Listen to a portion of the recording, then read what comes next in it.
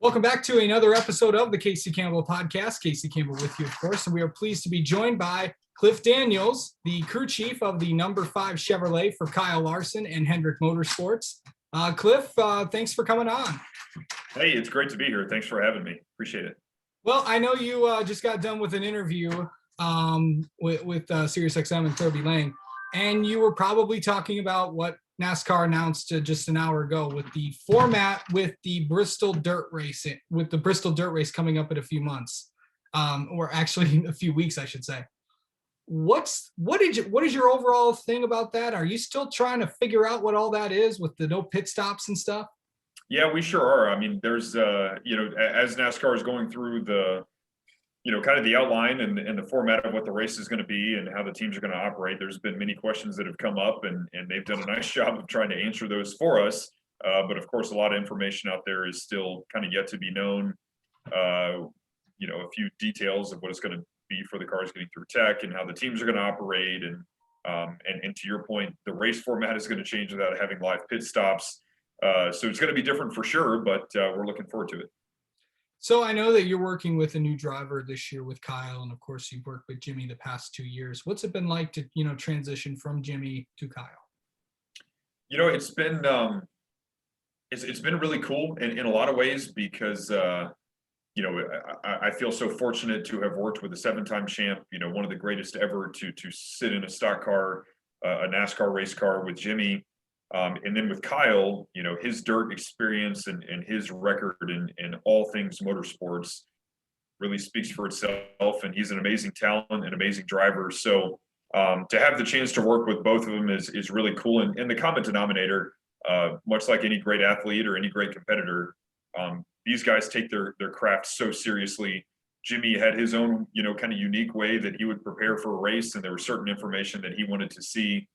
And then, of course, we're still building our notebook with Kyle, but there's a lot of information that Kyle wants to dig into and review and watch video and study data, trends of the racetrack, digging into our old notes that he, is actively pursuing now to make sure that he's so prepared. So preparation is key. Jimmy knew it. Kyle knows it. Everybody kind of has their own unique style for that. And kind of further, working with Kyle at the racetrack, and I've said this a couple times to some folks recently, it's amazing to me, how kind of cool and calm his demeanor is right outside of the race car, right before he's about to get in and drive, like a bear. Like it's crazy to see the ferocity and the talent that he shows on track. Yet you talk to him right after the race, and he's just kind of calm and collected, and it's pretty wild to see.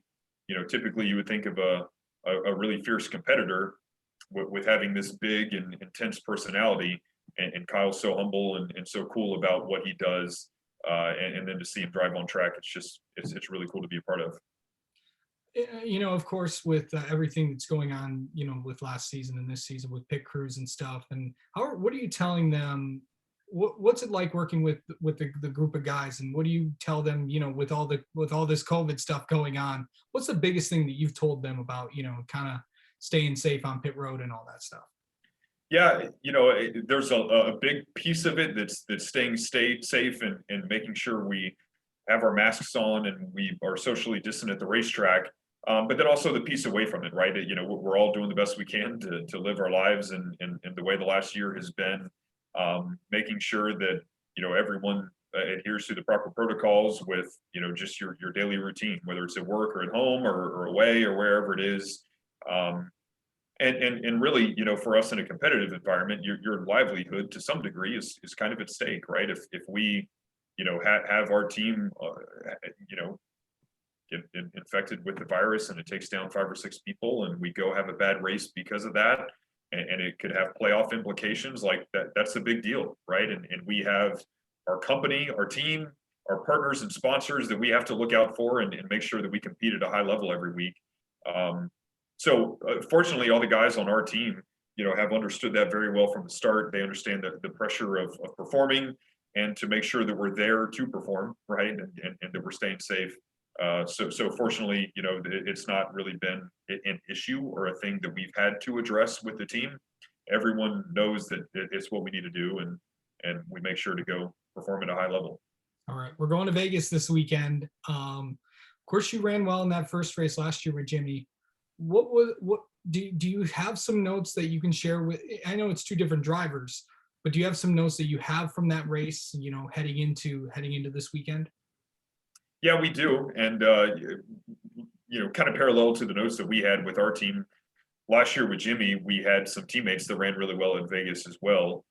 Chase and Alan and the 9 team, they ran really well both races last year. Greg and Alex, they ran really well. The 24 team had a good race, I believe, the first race.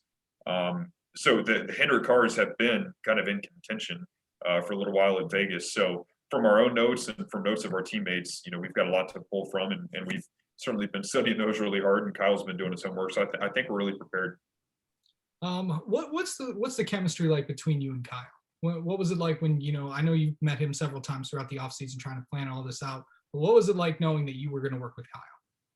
Yeah, from the start, we both kind of came in with a very open mind, but eager to learn each other more and to get in a racing environment so that we could go compete and see how we were going to do together and work together and grow and learn. And we've done exactly that. I think our communication it's probably almost been too easy, and I mean that in a good way. That I'm able to kind of extract from him, some of his feedback, what he needs to feel comfortable in the car, what sensations he responds to, and then likewise, there's certain nuances to what he needs that he hasn't hesitated to communicate and make sure that we cover all of our bases. So it's been great. I feel like we've learned a lot from each other already, and we're only 3 races in. So I'm excited to see what the rest of the year is going to bring, because we've got a solid foundation, and if we keep it strong, I think we'll be in really good shape. Of course, you got the next few tracks coming up after Vegas. You got Phoenix, Atlanta is coming up as well, and then that dirt race. What's going to be the biggest key for the 5 team in this stretch of the season before the Easter break? Yeah, really just to be consistent. Sometimes you hear or you see different teams that will focus really hard on one race, like, oh man, we're really going to focus on Daytona, or man, we're really going to focus on Charlotte. For us, it's having the right balance week in and week out, just to make sure that we can go compete at a high level every week. I think we've done a nice job of that so far. We were in contention both races at Daytona, the Speedway and the road course, and then we had a strong run in Homestead. So making sure that we're consistent, we're in the top 5, we're there at the end of the race, and if we keep putting ourselves in contention, hopefully some of these days are going to be our days, and we walk away with the trophy. But then we've got to regroup and buckle down and do it again the next week. And last question for you: I know that this practice qualifying has had an effect on a lot of teams. Where do you think what's been the biggest thing that you had to adjust to with no practice and no qualifying? Yeah, it was kind of a bit of a guess at first, to be honest, and it still may be for a few weeks, because we don't have just the volume of data points in our notebook with Kyle, right? We only have 3, and all 3 have been completely different. There was a speedway race, a road course race, and then an intermediate race.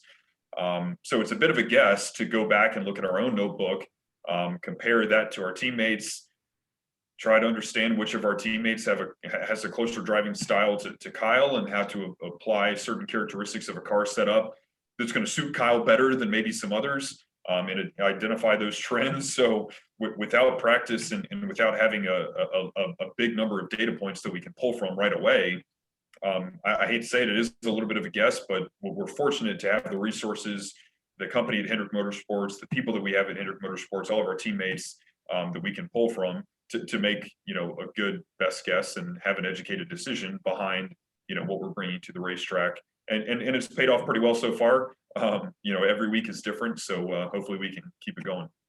All right, Cliff, thank you so much for taking a few minutes with us, and good luck this weekend at Las Vegas. Thanks a lot. Thanks for having me.